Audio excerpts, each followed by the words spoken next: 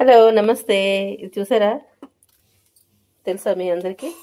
అందరూ చేసుకుంటాం కదండి.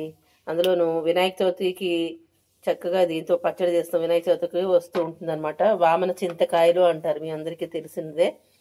అంటే దీంట్లో గింజ అనేది ఉండదండి. చక్కగా చిట్టి చింతకాయలు ఇప్పుడిప్పుడే వస్తుంటాయి కదా, ఈ చింతకాయలతోటి పచ్చడి చేసుకుంటే సూపర్గా ఉంటుందండి, చాలా బాగుంటుంది. చింతకాయ కొబ్బరి చేసుకోవచ్చు, ఒట్టి చింతకాయ పచ్చడి చేసుకోవచ్చు, చాలా చాలా రుచిగా ఉంటుందన్నమాట. ఇదంతా శుభ్రంగా కడిగేసుకోవాలి. పైన పొట్టు అంతా ఉంటుంది, పైన పొట్టు కడిగేసుకుని పెట్టుకున్నాను. ఇదంతా ఆరిపోవాలన్నమాట. మనకి బాగా నిల్వ ఉండాలంటే కనుక తడి అనేది లేకుండా శుభ్రంగా ఆరిపోవాలన్నమాట. ఆరిపోయిన తర్వాత నేను పచ్చడి వేసేస్తాను. టేస్టీ టేస్టీ సూపర్ టేస్టీగా ఉండే పచ్చడి అనమాట. చింతకాయ పచ్చడికి కావాల్సిన ఎండుమిరపకాయలు ఇక్కడ తుంపుకొని పెట్టుకున్నానండి.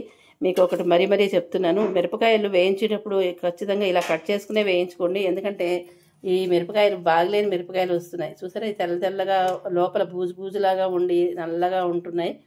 ఈ కాయలు మాత్రం అస్సలు వాడకూడదండి.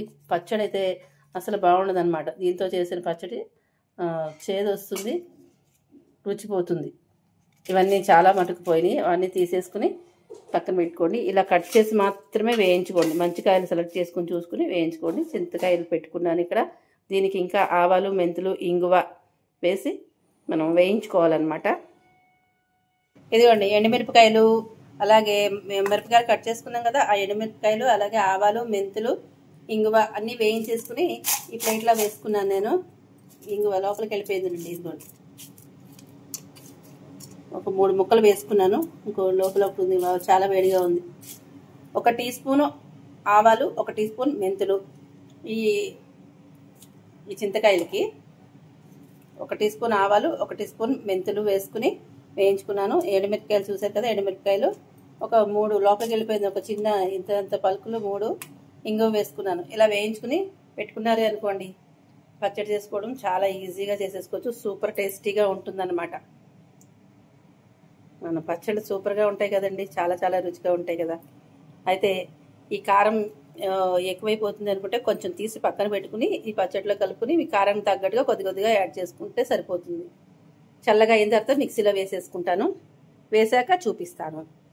ఇదిగోండి పచ్చడి అయితే రెడీ అయిపోయింది. టేస్టీ టేస్టీ చింతకాయ పచ్చడి రెడీ అయిపోయింది.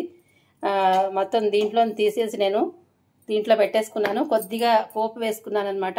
ఇప్పటికి ఇదైతే దీంట్లో పెట్టేసుకుని అదిమి పెట్టేసుకుని మూత పెట్టేసుకుంటే నిల్వ ఉంటుంది. ఫ్రిడ్జ్లో కూడా పెట్టాల్సిన అవసరం లేదండి, బయట నిల్వ ఉంటుంది. దీంట్లో మనం కాచిన నూనె వేసుకుని ఆవాలు, మెంతులు వేసుకుని ఇట్లా వేసుకున్నాం అనమాట. నచ్చిందా మీకు? నచ్చితే లైక్ చేయండి, ఫాలో చేయండి. సూపర్ టేస్టీగా ఉండే చింతకాయ పచ్చడి రెడీ అయిపోయిందనమాట.